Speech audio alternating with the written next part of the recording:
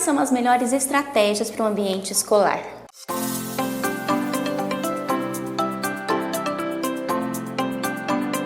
Primeiro, a questão do afeto, do vínculo, do engajamento, da confiança, que são pré-requisitos para que a criança consiga realmente um desenvolvimento bom dentro do ambiente escolar. E, claro, nós precisamos criar estratégias porque cada criança desenvolve de uma maneira diferente. E nós precisamos saber qual a melhor maneira que a minha criança desenvolve, seja ela meu filho, seja ela meu aluno, seja ela meu paciente. E agora a gente vai com algumas estratégias que fazem total diferença na vida da criança dentro do ambiente escolar. Lembrando que o ambiente escolar, ele tem muitos estímulos visuais, muitas crianças, muito movimento, muitas atividades coladas na parede, muito barulho, além de barulho da professora, barulho do corredor lá fora, barulho das crianças falando, barulho de coisas caindo, barulho do ar-condicionado, entre outros barulhos que afetam a atenção e concentração das crianças. Além disso, a temperatura da sala, alguns sentem mais calor, outros sentem mais frio.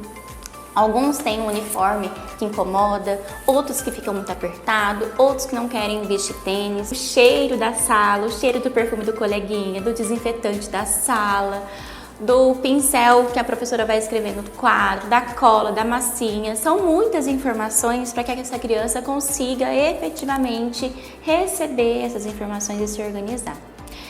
Então, para que a criança consiga se organizar de uma melhor forma para ela conseguir efetivamente aprender, nós precisamos observar a criança e ver realmente o que cada uma delas precisa. E de acordo com o perfil individual delas, cada uma terá uma estratégia diferente. A primeira dica é o suporte visual. Se a criança conseguir visualmente observar o que vai acontecer, indicações de placa, onde é o banheiro, onde é a sala, onde é a recepção, ela vai conseguir se organizar melhor. Se a criança chegar na escola e ela souber o que vai acontecer durante aquele período, ela vai conseguir melhorar sua atenção, diminuir sua ansiedade, porque ela vai saber o que vai acontecer. A segunda dica é referente às modificações ambientais. Uma rampa, às vezes a criança não consegue subir e descer uma escada, às vezes a criança utiliza cadeira de rodas, um andador, ou às vezes quebrou a perna.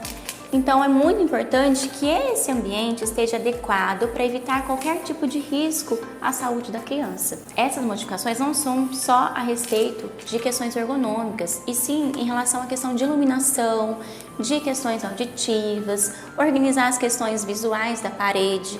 Principalmente em ensino infantil, as paredes são cheias de letras, de números, de desenhos, então isso se torna uma poluição visual para a criança. Então a gente conseguindo organizar esse ambiente, a gente consegue consequentemente organizar sensorialmente essa criança para que ela consiga receber todas as informações e ter uma resposta de acordo com tudo que ela recebeu, mas uma resposta saudável, uma resposta positiva. E a terceira dica é muito individual. Cada criança se organiza de alguma forma.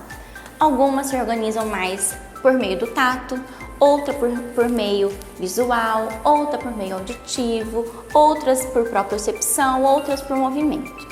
Então, é fundamental que toda sala de aula, assim como também no ambiente domiciliar, todo mundo tenha uma caixa, digamos assim, uma caixa da calma. Uma caixa que a criança se acalme com objetos que estão ali distribuídos estrategicamente. Por exemplo, que deve ter na maioria das caixas de calma das crianças: amoeba ou geleca, bolha de sabão, bolinhas, aquelas bolinhas que têm espinhos proprioceptivas, lycra, coisas que realmente fazem com que a criança consiga se organizar e que acalmem ela. Alguns estímulos visuais também são importantes, como lanternas. E você vai observar o que realmente acalma a sua criança e vai inserir nessa caixa.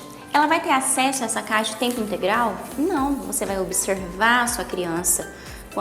Antes dela entrar em crise, antes dela entrar em esgotamento sensorial, nós vamos oferecer algum recurso para ela. Às vezes a criança não precisa exatamente da caixa, ela precisa simplesmente de movimento. Então a gente vai convidar a criança a ir buscar uma água, a ir buscar uma folha na recepção. A gente vai antecipar algo que a criança precise, que o corpo dela necessite. E é fundamental que você, professor, você pai, tenha esse olho clínico em observar o que a sua criança precisa naquele momento, em antecipar antes que ela realmente entre em crise e fique esgotada emocionalmente, esgotada sensorialmente. Se você tiver alguma outra dica que funcionou com o seu filho, com o seu aluno, deixe aqui nos comentários para que outras famílias consigam pôr em prática também. Até mais!